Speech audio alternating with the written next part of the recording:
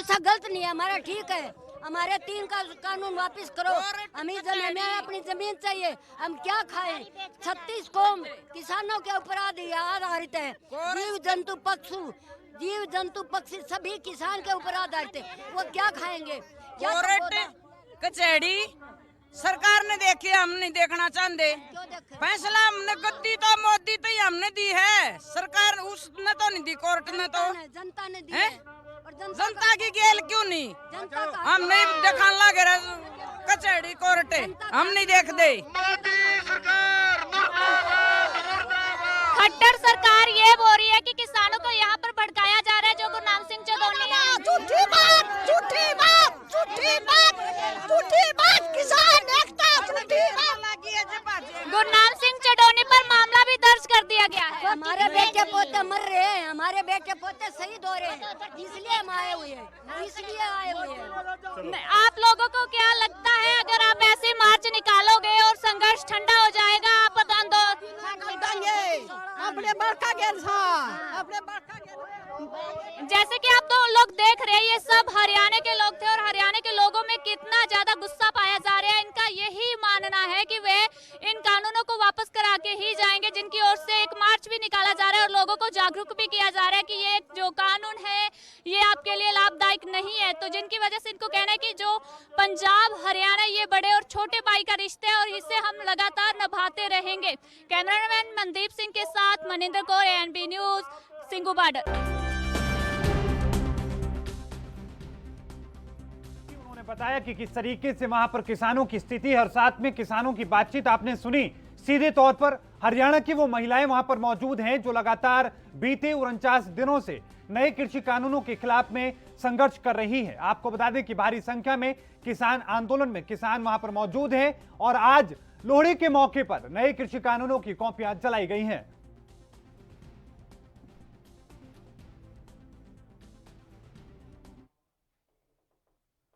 अब सीधा सिंगू बॉर्डर रुक करते हैं। हमारी सहयोगी मनिंद्र कौर हमारे साथ लाइव जुड़ चुकी हैं सिंगू बॉर्डर से। मनिंद्र कौर, आज लोहड़ी का दिन है और आज नए कृषि कानूनों की कॉपियां जलाई गई हैं तमाम किसानों के द्वारा। क्या कुछ इसको लेकर पूरी अपडेट एक बार विस्तार से बताएं और साथ में वो तस्वीरें भी दिखाएं कि कैसी स्थिति वहां पर है। जी रोहित, मैं आपको देख पा रही हूँ किसानों का भारी इकट्ठ जहाँ पर मौजूद है। यहीं पर मेरे साथ है किसान भी मौजूद है, इनसे बात जैसे कि सर आप किसानों की तरफ से आज लोहड़ी का त्योहार मनाया जा रहा है, तीनों कापी जो कानून की कापियां जलाई जा रही है, इसके बारे में आप क्या कहना चाहोगे? सरकार ने जो काले कानून पेश किए हैं वो सभी को, आज हमारी लोहड़ी है उसको हम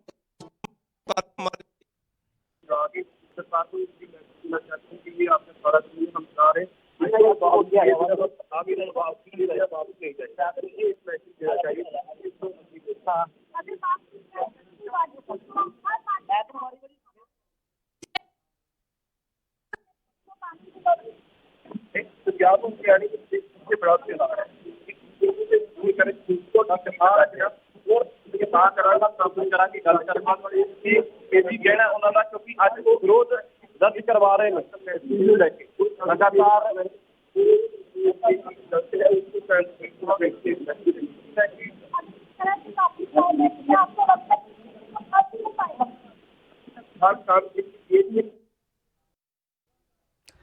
तो हमारे सहयोगी लगातार वहां से बने हुए, लेकिन आपको ये तस्वीरें में आपको दिखा रहे हैं कि किस तरीके से जो किसानों ने अपनी रणनीति के हिसाब से आज, क्योंकि आज लोहड़ी का दिन है और लोहड़ी के मौके पर आज नए कृषि कानूनों की कॉपियां जलाकर केंद्र सरकार को अपनी नाराजगी व्यक्त करके एक दिखा दिया है कि किस तरीके से उनके मन में गुस्सा है, कैसी नाराजगी है। क्योंकि लगातार बीते 49 दिनों से किसान सीयू बॉर्डर पर डटे हैं, दिल्ली के आसपास की तमाम सीमाओं पर डटे हैं और अपनी मांग कर रहे हैं। उनकी सीधी मांग है कि नए कृषि कानूनों को रद्द किया जाए। आपको बता दें कि इस पूरे मामले को लेकर अब तक आंदोलन के दौरान में 65 से ज्यादा किसानों की मौत हो चुकी है, जिनमें कई ऐसे किसान हैं जिन लोगों ने आत्महत्या की है। इनमें संत राम सिंह भी शामिल हैं। संत राम सिंह ने भी आत्महत्या की थी, खुद को गोली मारकर आत्महत्या की थी। साथ में एक सुसाइड नोट भी उन्होंने लिखा था जिसमें उन्होंने कहा था कि सरकार को इस पूरे मामले को लेकर जल्द ही कदम उठाना चाहिए। किसानों के संघर्ष को देखते हुए उन्होंने ये कदम उठाया था। उसके साथ ही आपको बता दें कि सुप्रीम कोर्ट में याचिकाएं दाखिल की गई थी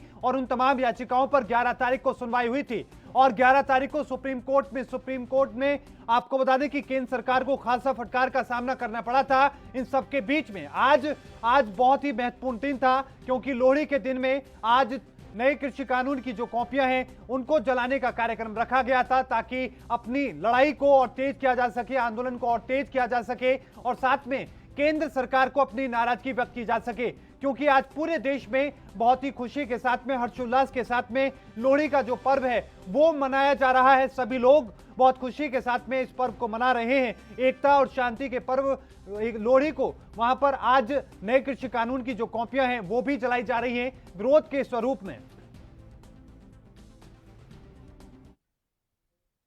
तो वहीं रुक करते हैं अगली खबर का। आपको बता दें कि दिल्ली सरकार ने 10वीं और 12वीं के लिए स्कूल खोलने के आदेश दे दिए हैं। स्कूल 18 जनवरी से खुलेंगे। बोर्ड परीक्षाओं की तैयारियों को देखते हुए यह फैसला लिया गया है।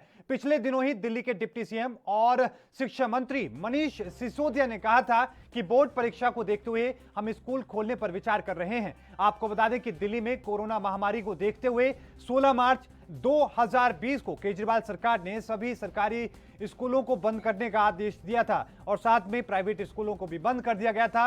राजधानी की सभी स्कूल तभी से बंद हैं, हालांकि ऑनलाइन क्लास चल रही हैं। अब कोरोना की रफ्तार थमने और कोरोना वैक्सीनेशन की शुरुआत के साथ ही स्कूल खोलने के आदेश भी जारी कर दिए गए हैं।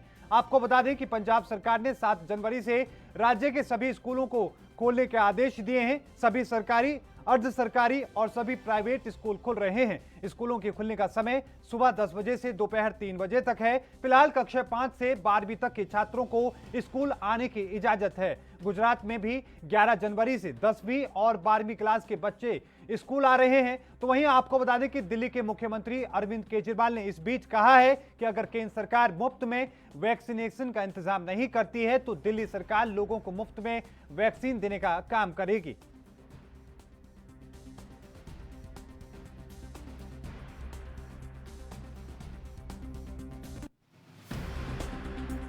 सरकार क्या करेगी? सरकार इसके लिए जो भी मैंने अपील की थी केंद्र सरकार से, मैंने अपील की थी कि हमारा देश बहुत गरीब है और इस तरह की महामारी 100 साल में पहली बार आई है। पहले इसके 1918 में इस तरह की महामारी आई थी। 100 साल के बाद इस तरह की महामारी आई है और बहुत सारे लोग हैं जो हो सकता है इसको अफोर्ड ना कर पाएँ। तो मेरी अपील थी केंद्र सरकार से कि पूरे देश में सभी लोगों को ये वैक्सीन मुफ्त उपलब्ध कराई जाए। तो हम देखते हैं कि केंद्र सरकार क्या करती है और अगर ज़रूरत पड़ेगी और तो दिल्ली के लोगों के लिए अगर ज़रूरत पड़ेगी तो दिल्ली में भी स्कूल खुलने जा रहे हैं। और इस खबर पर और ज्यादा जानकारी के साथ राजीव तिवारी हमारे संवाददाता दिल्ली से लाइव जुड़ चुके हैं। राजीव, सबसे पहले ये जानने की कोशिश करेंगे कि आज बहुत बड़ा फैसला लिया गया है दिल्ली सरकार के द्वारा स्कूल खोलने का। क्या कुछ ये पूरा आदेश है, क्या कुछ ये फैसला है, एक बार विस्तार से बताएं। देखिए, बिल्कुल बताइए, जिस तरीके से बात करें दिल्ली सरकार के बड़े फैसले की, तो दिल्ली सरकार ने बेशक बड़ा फैसला लिया है, क्योंकि और राज्यों के अंदर भी 10वीं और 12वीं की परीक्षाओं को देखते हुए स्कूल खोलने की कोशिश की है। उसी पहल को अब दिल्ली सरकार भी करने की कोशिश कर रही है। मगर बात करें जिस तरीके से 10वीं और 12वीं के जो बोर्ड के एग्जाम है उनको लेकर ही कहीं ना कहीं ये जो दुविधा थी वो अब दूर करने की कोशिश कर रही है दिल्ली सरकार। और दिल्ली सरकार की जो कह सकते हैं लगातार कोशिश थी वो कहीं ना कहीं कारगर नजर आ रही है, क्योंकि जिस तरीके से वैक्सीन का जो टीकाकरण है वो भी कारगर है और कहीं ना कहीं कोशिश ये की जा रही है दिल्ली सरकार निरंतर फ्री ऑफ कॉस्ट जनता तक भी टीकाकरण जो है वो पहुंचाएगी। मगर बात करें जिस तरीके से छात्रों के लिए, तो छात्रों के लिए भी लगातार कोरोना कह सकते हैं लॉकडाउन के बीच में पूरा प्रक्रिया जो अपनाई गई थी दिल्ली सरकार की तरफ से, और दिल्ली सरकार ने स्कूलों को अभी तक खोला नहीं था, चाहे वो इसके लिए कितना भी प्रेशर आया वो। मगर वो बात करें जिस तरीके से लगातार जो कह सकते हैं परिजन थे वो जरूर परेशान थे, क्योंकि जिस तरीके से बच्चों छोटे बच्चे हैं वो सोशल डिस्टेंसिंग का पालन नहीं कर पाएंगे। इसीलिए अब दिल्ली सरकार तैयार है 10वीं और 12वीं के एग्जाम को देखते हुए उनको कह सकते हैं स्कूलों को खोलने के लिए। मगर बात करें जिस तरीके से उनके परिजनों की, जो बच्चों के पेरेंट्स हैं, उनसे बातचीत करने के बाद ही स्कूलों को खोला जाएगा। मगर स्कूलों की जो मुआयना जरूर दिल्ली सरकार कर रही है और लगातार ये देख रही है कि दिल्ली के जो स्कूल हैं उसके अंदर प्रॉपर इंतजाम है या नहीं है, या फिर किस तरीके से सोशल डिस्टेंसिंग का पालन कराना है, या 10वीं और 12वीं के बच्चों को लिए किस तरीके से गाइडेंस की जाएगी। टीचरों से भी बातचीत की जा रही है, मगर देखना है कि सारी प्रक्रिया कितनी जल्दी स्टार्ट कर दी जाती है। बिल्कुल, लेकिन राजीव एक बात और हम समझने की कोशिश करें, बाकी राज्यों का उदाहरण के रूप में हम देखें, जैसे कि हरियाणा में भी स्कूल पहले खोले गए थे लेकिन दबाव नहीं दिया गया था छात्रों पर कि आपको आना ही है, तो क्या ये इस तरह के विकल्प भी दिल्ली में मौजूद रहेंगे? देखिए बिल्कुल बताइए, जिस तरीके से बात करें हरियाणा की, तो हरियाणा के अंदर पहले भी एक बार लॉकडाउन हटने के बाद में कह सकते हैं हरियाणा सरकार ने एकदम स्कूल खोले थे और कहीं ना कहीं कोरोना की जो रफ्तार थी वो बड़ी थी, मगर दिल्ली सरकार ने इस तरीके की कोई भी जल्दबाजी नहीं की और इसीलिए अभी तक दिल्ली के अंदर स्कूल बंद है। मगर दिल्ली सरकार अब कोशिश कर रही है कि 10वीं और 12वीं के जो एग्जाम है, यानी कि बोर्ड के एग्जाम है, सिर्फ उनके लिए ही स्कूल खोले जाएंगे, ना कि छोटे क्लासों के लिए। छोटी क्लास अभी तक बंद रहेंगी और मार्च तक इसी तरीके से प्रक्रिया चलती रहेगी। मगर जैसे जैसे टीकाकरण की प्रक्रिया आरंभ होती रहेगी और जैसे जैसे टीकाकरण लगता रहेगा लोगों को, यानी कि सर्टिफिकेट मिलता रहेगा टीका लगाने का, तो वो कहीं ना कहीं उसके बाद ही स्कूलों की प्रक्रिया जो है वो खोली जा सकती है। मगर अभी भी 10वीं और 12वीं के लिए दिल्ली सरकार तैयार है और देखना होगा जिस तरीके से वैक्सीन का टीकाकरण का जो काम है, यानी कि 16 जनवरी से अगर टीकाकरण स्टार्ट हो जाता है और उसके बाद में जो जनता तक टीकाकरण पहुंचना स्टार्ट होता है, तो कहीं ना कहीं स्कूल खोलने की पूरी कोशिश करेगी दिल्ली सरकार। और दिल्ली सरकार लगातार जो बच्चों के पेरेंट्स हैं उनसे भी बातचीत कर रही है। अगर उन लोगों को लगता है कि स्कूल बच्चे नहीं आ पाएंगे या बच्चे सोशल डिस्टेंसिंग का पालन नहीं कर पाएंगे या फिर अभी भी उनके लिए स्कूल बंद करने चाहिए, तो दिल्ली सरकार कोशिश करेगी दिल्ली को स्कूलों को बंद करने की। मगर लगातार जिस तरीके से परिजनों की बात करें, अगर परिजन चाहते हैं तो स्कूल खोले जाएंगे। जी लेकिन राजीव, एक बात में जिस तरीके से जानने की हम कोशिश कर रहे हैं, क्या ये कंपलसरी है कि सभी बच्चों को आना है? पहली बात ये, और साथ में ये कि क्या अगर स्कूल खोल रहे हैं तो क्या ऑनलाइन की जो क्लासेस हैं क्या वो बंद हो जाएंगी? इन सब चीजों को लेकर भी क्या सरकार ने जानकारी साझा की है? दिल्ली के अंदर जो स्कूलों खोलने की बात है वो कहीं ना कहीं 10वीं और 12वीं के लिए अभी छोटी क्लास का नहीं खोल रहे हैं। बात करें ऑनलाइन पढ़ाई की, तो ऑनलाइन पढ़ाई जैसे चल रही थी वैसे ही जारी रहेगी। मगर हाँ, मार्च के बाद में शायद ऑनलाइन क्लासेस जो है वो बंद की जा सकती हैं। मगर अभी तक दिल्ली सरकार ने इसके अंदर कोई ऐसा फैसला नहीं लिया है। मगर लगातार बच्चों के लिए, उनके भविष्य के लिए, यहाँ तक कि जो कोरोना की स्थिति है उसको भी समझते हुए दिल्ली सरकार निरंतर कोशिश कर रही है। मगर दिल्ली सरकार लगातार वैक्सीन का टीकाकरण भी स्टार्ट करेगी। अगर वो उसके अंदर कामयाबी मिलती है तो कहीं ना कहीं बच्चों के लिए सोचेगी, मगर अभी तक 10वीं और 12वीं के लिए ही सोचा जा रहा है। जी बिल्कुल, 10वीं और 12वीं के छात्रों के लिए फिलहाल सोचा जा रहा है। बहुत बहुत धन्यवाद राजीव हमारे साथ जुड़ने के लिए। बहुत बहुत धन्यवाद आपका तमाम जानकारी को साझा करने के लिए। राजीव जुड़े, उन्होंने बताया कि किस तरीके की तैयारियां चल रही है और क्या कुछ आदेश दिया गया है। रुकेंगे एक छोटे से ब्रेक के लिए। ब्रेक के उस पार खबरों का सिलसिला लगातार जारी है।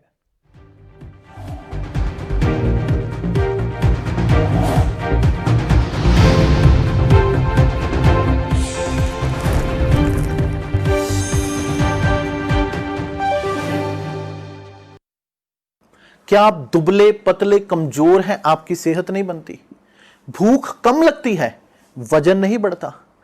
दरअसल मेन बात खाना पीना खाना नहीं है, मेन बात है खाया पिया लगना। और अगर खाया पिया लगेगा ही नहीं तो सेहत बनेगी कैसे?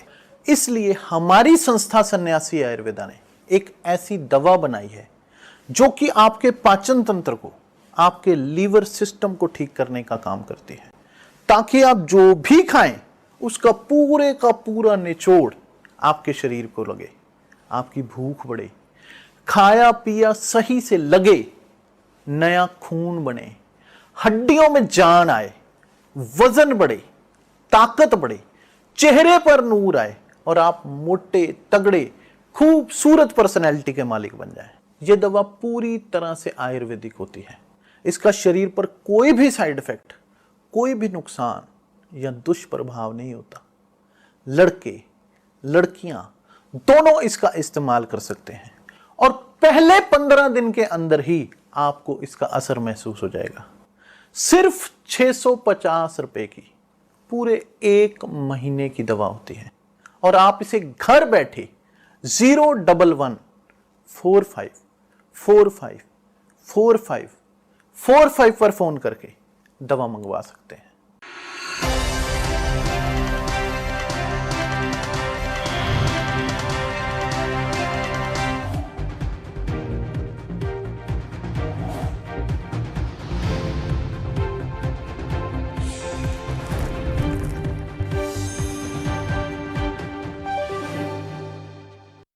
तो ब्रेक के बाद एक बार फिर से आप सभी का स्वागत है। रुक करते हैं बाकी खबरों का। कोरोना में लॉकडाउन के दौरान हजारों लाखों लोगों के लिए मसीहा बने एक्टर सोनू सूद इन दिनों बीएमसी द्वारा की गई एक केस से परेशान हैं। उनके ऊपर बीएमसी ने अवैध निर्माण का आरोप लगाया है। अभिनेता ने सोशल मीडिया पर अप्रत्यक्ष तरीके से अपनी परेशानी जाहिर की है। सोनू सूद ने ट्विटर पर आज लिखा कि मसला यह भी दुनिया का है कि कोई अच्छा है तो अच्छा क्यों है। इससे पहले कल भी सोनू सूद ने एक ट्वीट किया और लिखा कि किसकी मदद करने का मुहूर्त ना हो तो कभी था और ना ही कभी होगा, अभी नहीं तो कभी नहीं। आपको बता दें कि बीएमसी ने आरोप लगाया है कि सोनू सूद ने बिना अनुमति के 6 मंजिले अपनी आवासीय इमारत को कथित रूप से होटल में तब्दील कर दिया। इसी मामले को लेकर बीएमसी ने 7 जनवरी को पुलिस में शिकायत भी दर्ज कराई। बीएमसी ने पिछले साल अक्टूबर में सोनू सूद को नोटिस जारी किया था। उस नोटिस को सोनू सूद ने दिसंबर 2020 में दीवानी अदालती में चुनौती दी थी, लेकिन कोर्ट ने उनकी याचिका खारिज कर दी। अपने बचाव में सोनू सूद मामले को लेकर हाईकोर्ट पहुंचे थे। बॉम्बे हाईकोर्ट ने सुनवाई करते हुए 13 जनवरी तक एक्टर की इमारत पर बीएमसी द्वारा किसी भी तरह की कार्रवाई पर रोक लगा दी है। हाईकोर्ट ने बीएमसी को इस मामले में हलफनामा दाखिल करने के लिए कहा था। बीएमसी ने मंगलवार को बॉम्बे हाईकोर्ट में दाखिल हलफनामे में कहा कि बॉलीवुड अभिनेता सोनू सूद आदतन अपराधी हैं।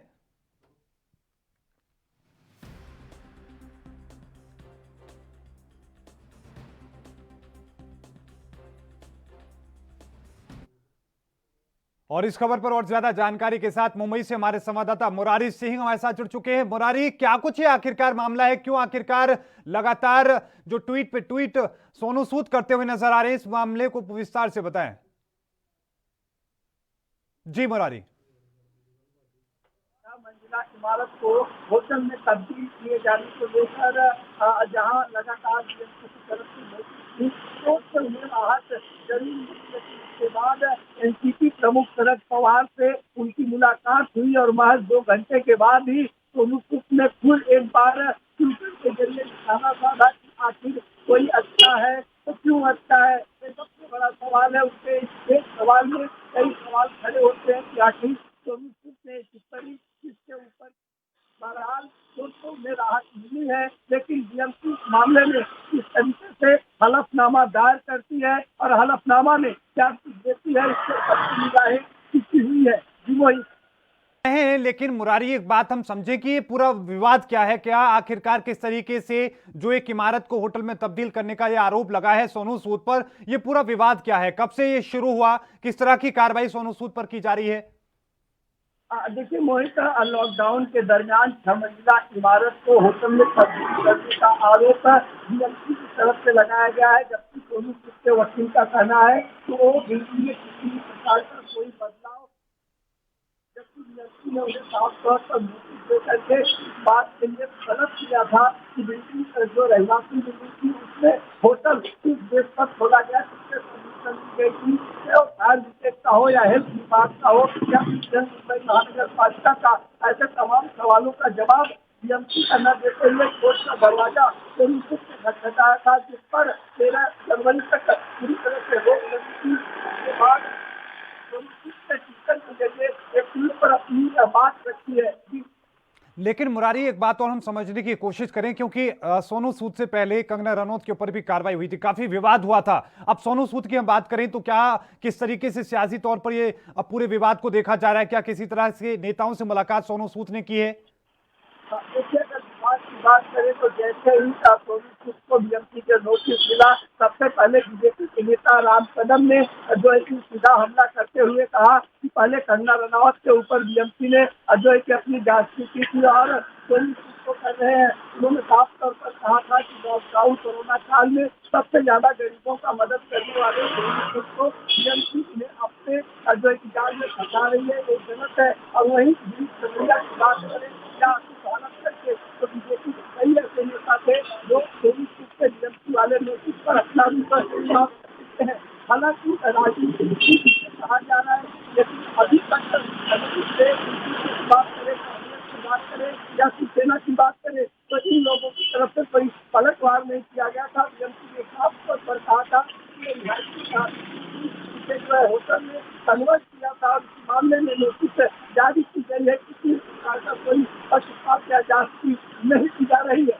जी कोई लेकिन मुरारी एक बात और हम समझने की कोशिश करें, क्योंकि इस पूरे मामले को लेकर क्या आपकी कोई बातचीत बीएमसी से हुई है? अगर इस पूरे मामले में बीएमसी जीत जाती है तो क्या कार्रवाई सोनू सूद के ऊपर होगी? क्या इमारत को तोड़ा जाएगा, इमारत को सील किया जाएगा, क्या कुछ बीएमसी की तरफ से कहा जा रहा है? बीएमसी इस मामले में कोर्ट के आदेश का पालन कर रही है। 13 तारीख मतलब आज का डेट खत्म हुआ है। देखना ये होगा कि बीएमसी इस मामले में क्या कोई दूसरा नोटिस जारी करती है या कोर्ट के सामने हलफनामा दायर करती है। वही दूसरी चीज अगर सोनू सूद की बात करें तो उन्होंने एनसीपी प्रमुख शरद पवार से आज मुलाकात की है। हालांकि प्रमुख शरद पवार और सोनू सूद के बीच में क्या कुछ बातचीत हुई है इसकी पुष्टि न तो सोनू न तो पवार जो तलवार उनके गले पर लटक रही थी इसी तरह हाथ पाने के लिए आज एनसीपी प्रमुख शरद पवार से उन्होंने मुलाकात किया है। बहरहाल आधिकारिक तौर पर मुलाकात की पुष्टि नहीं हो पाई है। मुरारी, एक बात और हम समझने की कोशिश करें कि जिस दौरान लॉकडाउन के दौरान भारी संख्या में लोगों को सोनू सूद अपने घर भेज रहे थे, उस दौरान ये बातें कही जा रही थी कि ये सरकार को नीचा दिखाने की कोशिश है, कहीं ना कहीं अगाड़ी महाअगाड़ी सरकार को नीचा दिखाने की कोशिश हो रही है, ये बातें कही जा रही थी। कई नेताओं को बयान आए थे, उद्धव ठाकरे से मुलाकात की थी सोनू सूद ने। क्या ये कार्रवाई क्या बदले की भावना से है? इस तरह की बातें क्या कही जा रही हैं? और पूरे मामले को लेकर सोनू सूद ने साफ तौर पर क्या कोई बात कही है इन ट्वीट के अलावा? लेकिन अगर ट्वीट की बात करें तो उसको साफ नजर आ रहा है कि जो कार्रवाई हुई है कहीं न कहीं द्वेष या भावना से ये कार्रवाई की गई है। लॉकडाउन में जिस तरीके से एक मसीहा की तरह सोनू सूद उभरे थे तो इन्हीं पार्टियों के लोग भाजपा प्रधान की बात करें तो आरोप लगाया जा रहा था कि सरकार की कमियां गिनाने के लिए बीजेपी ने सोनू सूद को खड़ा किया है।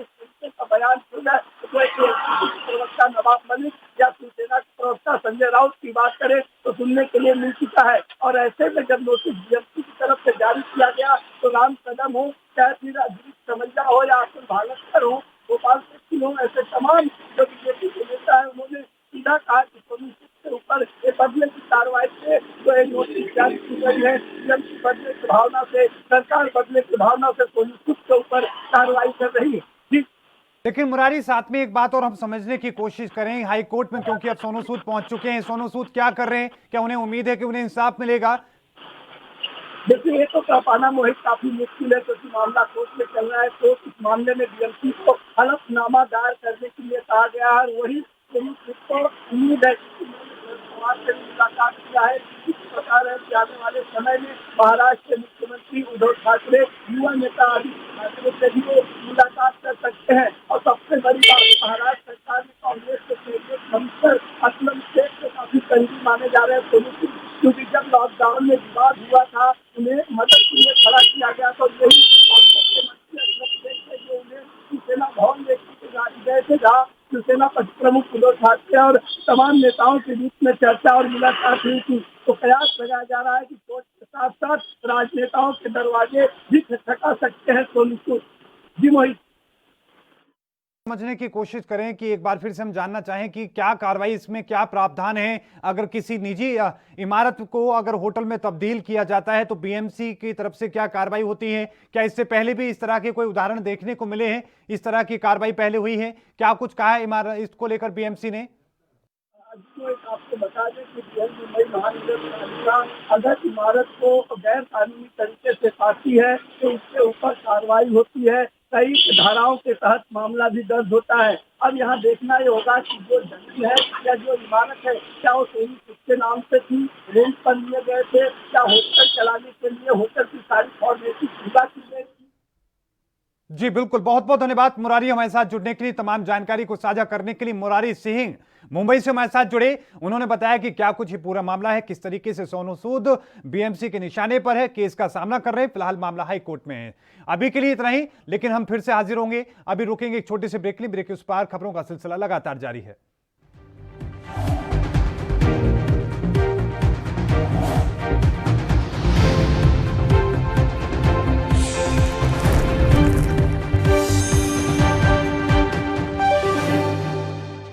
कोरोना वायरस महामारी वर्गे माहौल च भी पूरे देश ਲਈ ਅੰਨ ਉਗਾ ਰਹੇ ਸਾਡੇ ਅੰਨਦਾਤਾਵਾਂ ਪ੍ਰਤੀ ਆਪਣਾ ਫਰਜ਼ ਨਿਭਾਉਂਦੇ ਹੋਏ ਟੋਕਨ ਸਿਸਟਮ ਰਾਹੀਂ ਅਸੀਂ ਕਣਕ ਤੇ ਝੋਨੇ ਦੀ ਸਮੇਂ ਸਿਰ ਬਿਨਾਂ ਕਿਸੇ ਰੁਕਾਵਟ ਦੇ ਮੰਡੀਆਂ 'ਚ ਚੁਕਾਈ ਕੀਤੀ ਤੇ ਉਹਨਾਂ ਨੂੰ ਇਸ ਦੀ ਸਮੇਂ ਸਿਰ ਅਦਾਇਗੀ ਕੀਤੀ। ਕਿਸਾਨਾਂ ਦੀ ਸਿਹਤ ਦਾ ਧਿਆਨ ਰੱਖਦੇ ਹੋਏ ਅਸੀਂ ਮੰਡੀਆਂ 'ਚ ਸਮਾਜਿਕ ਦੂਰੀ, ਸੈਨੀਟਾਈਜੇਸ਼ਨ, ਪੀਣ ਲਈ ਸਾਫ਼ ਪਾਣੀ ਤੇ ਮਾਸਕਸ ਦਾ ਪੂਰਾ ਇੰਤਜ਼ਾਮ ਕੀਤਾ। ਸਾਡੇ ਅੰਨਦਾਤਾ ਸਾਡਾ ਮਾਣ, ਲੋਕਾਂ ਦੀ ਸਰਕਾਰ ਪੰਜਾਬ ਸਰਕਾਰ। क्या आप दुबले पतले कमजोर हैं, आपकी सेहत नहीं बनती, भूख कम लगती है, वजन नहीं बढ़ता, दरअसल मेन बात खाना पीना खाना नहीं है, मेन बात है खाया पिया लगना। और अगर खाया पिया लगेगा ही नहीं तो सेहत बनेगी कैसे?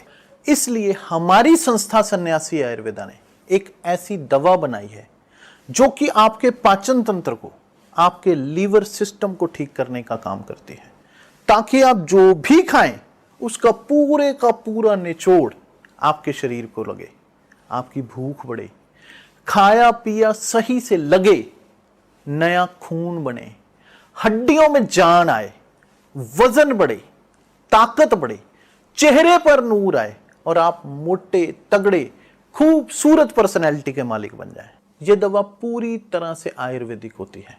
इसका शरीर पर कोई भी साइड इफेक्ट, कोई भी नुकसान या दुष्प्रभाव नहीं होता।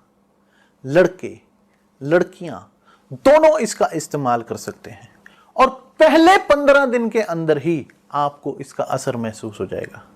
सिर्फ 650 रुपए की पूरे 1 महीने की दवा होती है और आप इसे घर बैठे 01145454545 पर फोन करके दवा मंगवा सकते हैं।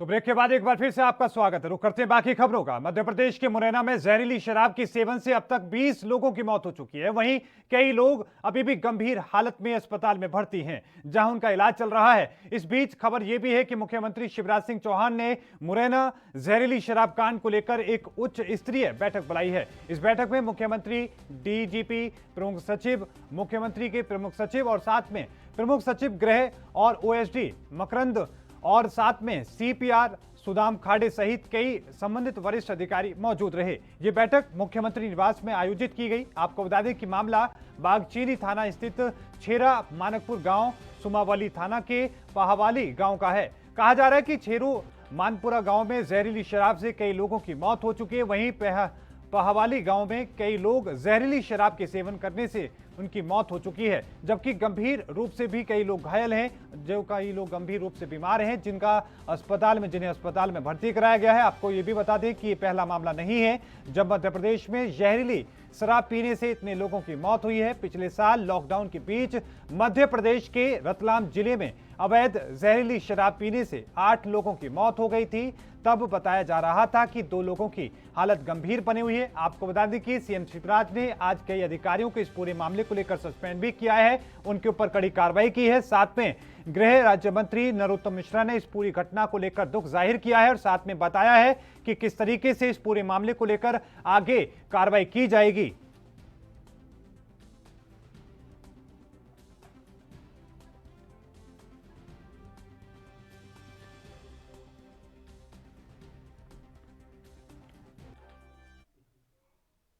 और इस खबर पर और ज्यादा जानकारी के साथ शैलेंद्र पराशर हमारे संवाददाता हमारे साथ जुड़ चुके हैं। शैलेंद्र, क्या कुछ ये मामला है, क्या कुछ आज की इस बैठक में फैसला लिया गया, किस तरीके से मुख्यमंत्री ने इस पूरे मामले को लेकर एक्शन लिया है जहरीली शराब के मामले पर? जी बिल्कुल, मैं बता दूं कि लगातार जिस तरह से मुरैना के अलावा पूर्व में रतलाम और उज्जैन और कई प्रदेश के क्षेत्र में जहरीली शराब से मरने वालों की तादाद बढ़ती जा रही है, तो वही मुरैना क्षेत्र में अभी वर्तमान में सीएम शिवराज सिंह चौहान की बैठक में साफ तौर पर बताया गया और एक ग्वालियर संभाग पे कमिश्नर को आदेशित करते हुए जांच दल गठित करने की, जांच करने की मांग की गई। तो दूसरी ओर आबकारी जिलाधिकारी को भी मौके पर निलंबित कर दिया। तो गृह मंत्री नरोत्तम मिश्रा ने भी थाना प्रभारी को यहाँ पर निलंबित कर दिया है। लेकिन मोहित, बड़ा सवाल यहाँ पर उठता है कि 2 माह पूर्व भी उज्जैन में 16 लोगों की मौत जहरीली शराब से हो गई थी और वहां पर भी जांच दल गठित किया गया था, बावजूद केवल औपचारिकता ही देखी गई थी। अब तक उन पर कोई कार्रवाई नहीं होती है और यह अगर निलंबन के साथ साथ कड़ी कार्रवाई जो जिम्मेदार अधिकारी है उनके ऊपर एफआईआर दर्ज अगर प्रशासन के द्वारा अगर होती है तो निश्चित ही एक बड़ी सफलता होगी। और जहरीली शराब के मामले जिस तरह से प्रदेश में बढ़ने की मुख्य वजह, जैसे यहाँ देश में अन्य राज्यों से ज्यादा 2 गुनी से 3 गुनी शराब बेच जाती है, हर साल 10% बढ़ती है और मजदूर तबके के लोग मजबूरन ये जहरीली शराब का सेवन करते हैं। और इसमें साफ तौर पे संरक्षण भी माना जाएगा, क्योंकि इन जहरीली शराब बनाने वालों की पर निगरानी आबकारी विभाग करता है, और आबकारी विभाग इन पर अगर कोई कदम नहीं उठाता और धड़ल्ले से ये शराब बेच जाती है और लोगों की मौत होती है, तो निश्चित ही प्रदेश में वर्तमान में लगातार जिस तरह ट्रांसफर हो रहे हैं तमाम विभागों पर गौर किया जा रहा है। लेकिन आबकारी विभाग की कोशिश करें कि कौन कौन से ऐसे राज्य हैं जहां से इस तरह की सप्लाई होती है। क्या पुलिस इस पूरे मामले को लेकर मान रही है कि कहां से सप्लाई होती है और किस तरीके से, क्योंकि लगातार सख्ती के दावे किए जा रहे हैं, बावजूद इसके अगर सप्लाई हो रही है तो इसके लिए कौन जिम्मेदार है?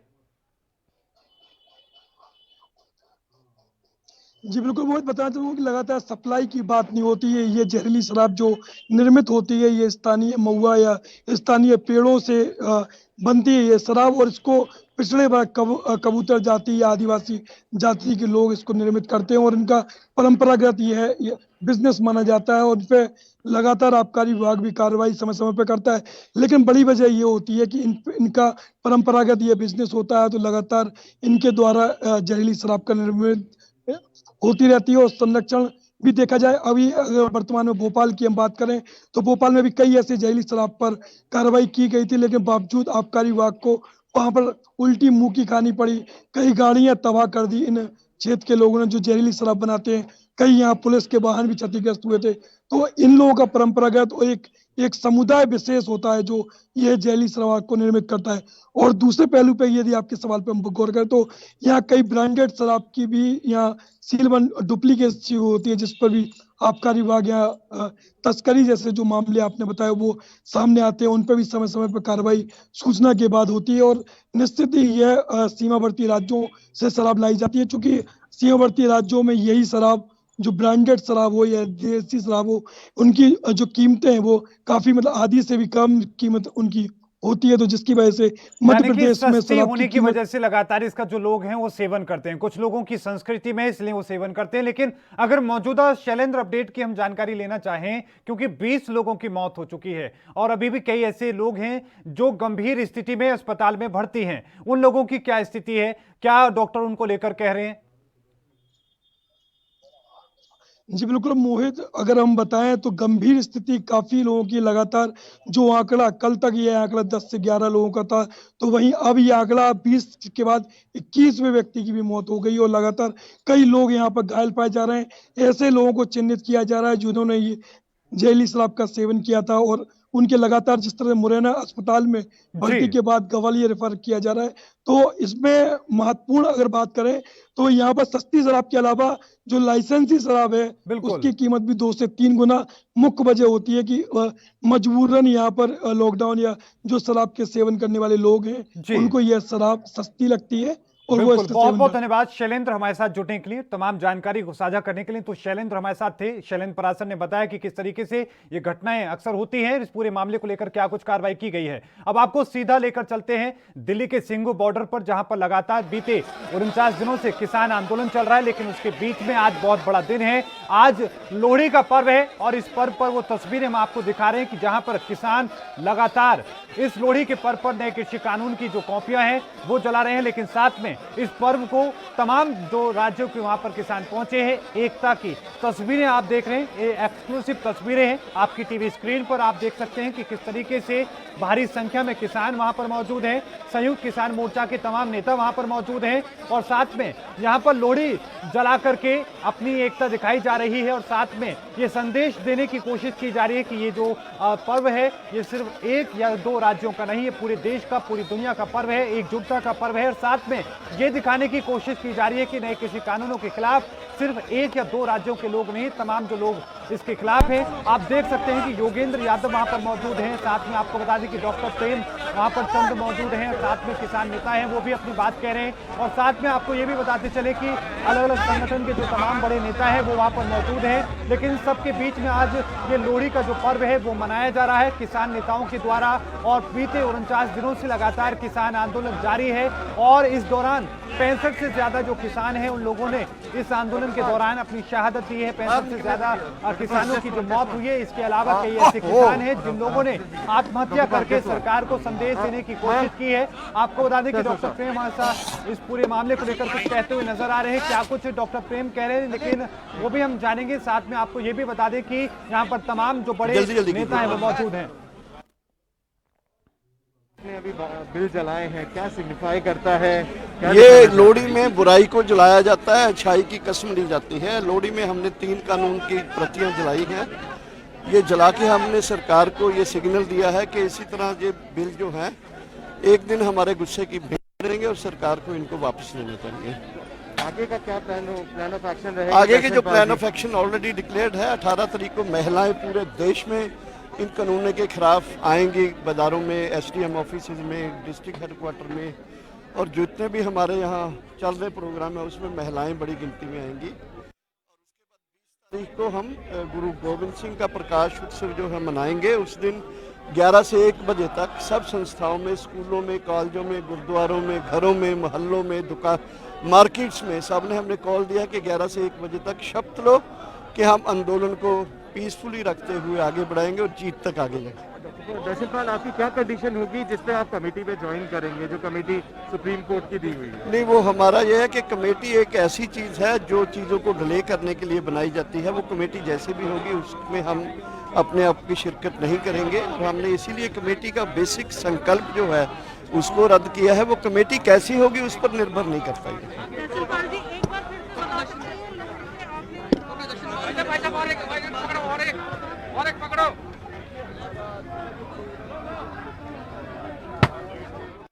मुझे फीलिंग अपने घर की खेत की आ रही है तो उसे मिट्टी को ऐसे हाथ में लो और उठाओ तो उसका खेत उसमें दिखाई देगा आईने की तरह। तो ये तो उसका भी कोई ना कोई अर्थ निकाल देंगे। तो आप चाह रहे हैं कि पार्लियामेंट सेशन आए और वहां पर सभी सांसद जो हैं वो अपनी अपनी बातें रखें। इसे बिल को कैसे खत्म करेंगे, सरकार इस पर पॉलिसी बना ले। जितना जल्दी बना लेगी उतना जल्दी सरकार को आराम मिलेगा। हम जाएंगे नहीं, खत्म करवाए बगैर हम घर वापसी नहीं होगी हमारी। 26 जनवरी को क्या कर रहे हैं? 26 जनवरी को तो परेड में शामिल होंगे। बड़ा पर्व है देश का, बड़ा झंडा लगा के चलेंगे। ऐब ऊंचा झंडा लहराते हुए ट्रैक्टर पे चलाओ। लेकिन परेड में कभी किसान तो इस तरह जिस तरह आप कह रहे हैं कि परेड में आप समांतर चलेंगे, लेकिन ऐसा तो कभी हुआ नहीं है। क्यों? तो पहली बार होगा ना, देश का किसान भी परेड में शामिल होगा। हाँ, तो क्यों नहीं हो सकते? उसमें तो बहुत चौड़ी सड़क है। उसमें को एक टैंक के बराबर में 5 ट्रैक्टर चल सकते हैं। उसमें कई लाख ट्रैक्टर आएगा, चलेगा उसमें। दिल्ली में सारी दिल्ली में को ट्रैक्टर दिक्कत है, क्योंकि बैन कर दिया ना ट्रैक्टर पर। 10 साल पुराना ट्रैक्टर चल नहीं सकता खेत में भी। तो हम 10 साल पुराना ट्रैक्टर दिल्ली की सड़कों पर कुछ चला कर दिखाएंगे। इसी बीच टिकैत जी, आज हरियाणा के उप मुख्यमंत्री हैं चौटाला साहब, वो मिल रहे हैं प्रधानमंत्री से। क्या उम्मीद है उनसे आपकी? वो या तो बिल वापसी लेगा, नहीं तो छोड़ देगा। 2 ही चीज होगी। और नहीं तो लोग उसके घर पे वेल्डिंग करेंगे, हरियाणा की जनता। उसको छोड़ देना चाहिए। आप चाहते हैं कि वो इस्तीफा दे देना चाहिए, उसको जनता के साथ आना चाहिए। Thank you.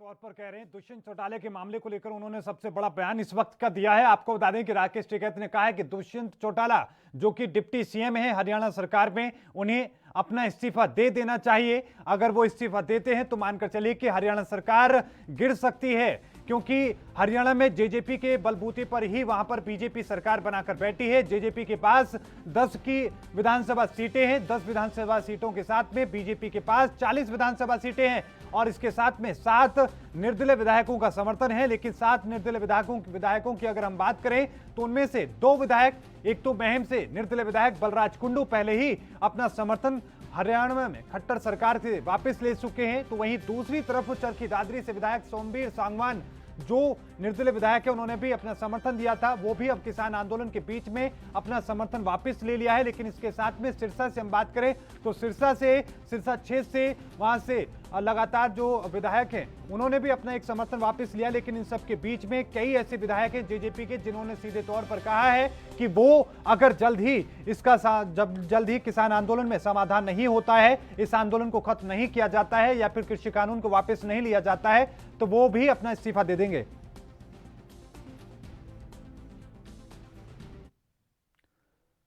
तो वहीं जम्मू कश्मीर में भारतीय सेना मुस्तैदी से बनी हुई है। आतंकी घटनाओं को रोकने के लिए भारतीय सेना के जरिए लगातार सर्च ऑपरेशन भी चलाए जा रहे हैं। अब सीमा सुरक्षा बल ने कठुआ के हीरानगर सेक्टर में अंतर्राष्ट्रीय सीमा के साथ लगी एक सुरंग का पता लगाया है। वहीं इससे पहले भी बीएसएफ कई ऐसी सुरंगों का पता लगा चुकी है जो पाकिस्तान से जाकर जुड़ती थी। जम्मू कश्मीर के कठुआ जिले में अंतर्राष्ट्रीय सीमा के नीचे सीमा सुरक्षा बल ने एक सुरंग का पता लगाया है। अधिकारियों ने इस बात की पुष्टि भी की है। अधिकारियों का कहना है कि बुधवार सुबह एक अभियान के दौरान बीएसएफ के जवानों ने बोबियान गांव में सीमा पार से बनाई गई एक सुरंग का पता लगाया है, जिसका निर्माण आतंकवादियों को घुसाने के लिए किया गया है। हालांकि ये पहला मामला नहीं है जब बॉर्डर पर किसी सुरंग का पता लगा हो। इससे पहले भी कई बार भारतीय सेना ने पाकिस्तान को जोड़ती हुई सुरंगों का पता लगाया था। पिछले साल सुरक्षा बलों ने जम्मू कश्मीर के सांबा जिले में पाकिस्तानी सुरंग का पता लगाया था। इस सुरंग के जरिए जैश के आतंकियों ने भारतीय सीमा में घुसपैठ की घटना को अंजाम दिया था। दरअसल नगरोटा हमले की जांच में एजेंसियां जुटी हुई थी। इस दौरान बीएसएफ ने उस सुरंग का पता लगाया जिसके जरिए 4 जैश के आतंकियों ने घुसपैठ की घटना को अंजाम दिया था। सांबा जिले में मिली टनल को लेकर बीएसएफ का कहना था कि ये काफी मुश्किलों भरा इलाका है, यहां से कुछ ही दूरी पर पाकिस्तान का क्षेत्र है। बीएसएफ का कहना था कि एक नई टनल थी और इसका इस्तेमाल पाकिस्तान ने पहली बार किया है। हीरानगर सेक्टर में करीब 150 मीटर लंबी टनल है और 25 से 30 फुट नीचे गहरी है। पाकिस्तान का शकरगढ़ डिस्ट्रिक्ट है और उनकी एक पोस्ट है चक समन, उस एरिया से ये डिटेक्ट हुई है। और आज सुबह हमारी बीएसएफ की पार्टी जिसको हमने एंटी टनलिंग ड्राइव के ऊपर लगाया हुआ है, उन्होंने इसको ढूंढ निकाला है। तो इसमें जैसे आप देख रहे हैं जो सामान मिला है, खासकर सैंड बैग्स हैं, उसके ऊपर पाकिस्तान की मार्किंग है और कुछ और एक चीज़ें हैं जिससे कि टनल को इस साइड में निकालने के लिए उन्होंने मुंह को स्ट्रेंथन किया हुआ है।